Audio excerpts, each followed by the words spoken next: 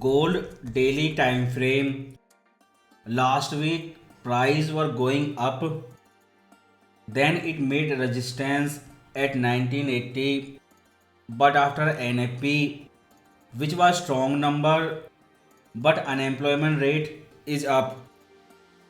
So NFP was mixed and possibility of hike in July FOMC meeting has increased, and immediately on Friday it came down. But main thing is price is making support on this trend line and your key horizontal resistance 1960, because if you look on these two high and low and compare with GLD, then GLD did not made a new high and it did not made a new low. So magical things are only happening in spot gold. So your first key resistance is 1980 and your first key support is 1935, because price is making support on 50% retracement of this last bullish wave. FOMC blackout period has started and they will not speak until next FOMC meeting.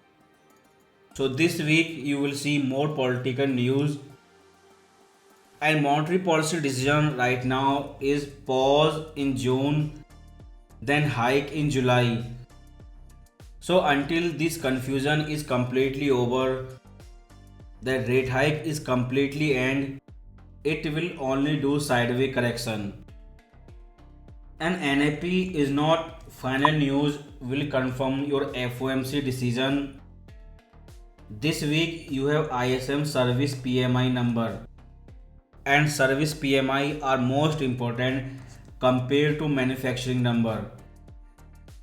So Monday will be your first important news. Then two small central bank interest rate decision, RBA and BOC. And if you have remember, this bottom was made when Bank of Canada paused interest rate. So their next monetary policy decision will be rate cut. And this small central bank will do rate cut before Fed. Like I said last week, this month you have all central bank rate decision. If any small central bank do rate cut this month, then we do not need to focus that political drama that they will pause or skip. And before this week end, you have more jobs number. But after this strong NFP number, soft landing narrative are back, and now everyone is believing in soft landing. One thing I will say, anyone can say when recession will start, and majority of public is saying this thing for last 1 year. But officially recession will start after their first rate cut. So before rate cut start, there is no recession, and these NFP number are political drama. Since FOMC blackout period has begun, so you have three political news waiting for you. First one is China stimulus. They have started.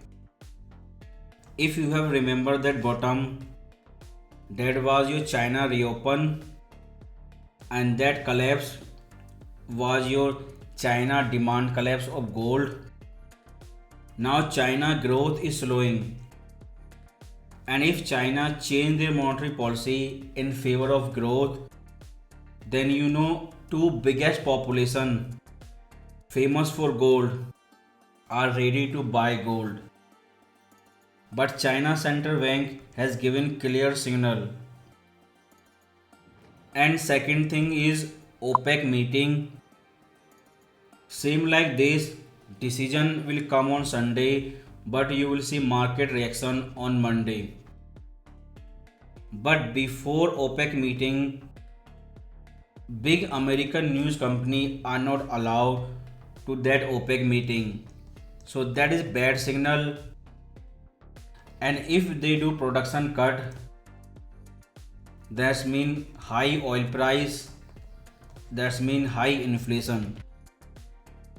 And if China and OPEC do both at the same time, then inflation expectation will go up again. And last is your debt ceiling drama. They are avoiding default. That's why those hedging trade are coming out of gold. If you see weekly time frame, then price is still trading above 1930 support level, and this is key support level on a weekly time frame. And after that there is only one support, 1807. So as a intraday trader, 1930 is key level. And if you see H4 time frame, that is why price made double bottom near 1930 area last week. And this is your key support level because of weekly time frame. And 1980 is your key resistance level. And why? Because of soft landing. SP 500 and gold both are going in opposite direction. This is most important thing that you need to understand, which I will explain in SP 500 video.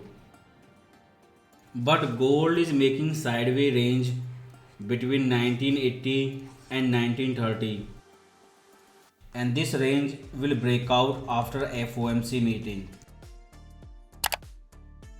H1 time frame intraday trader, these are your key resistance level. Most important 1980, and most important support 1933 because of weekly time frame.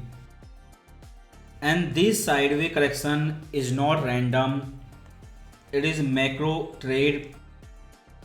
Since FOMC member give a speech and they say complete opposite thing on each week, and there is total 50 basis point market pricing for rate hike. And when news come for rate hike, it goes down, then say pause, it goes up. So until this confusion over, it will only stay sideways. But for beginner trader, selling below 1933 can be risky. And if this week price goes back above 1955, then this can be first sign that buyers are still holding that previous low. But these three levels are your key support and resistance.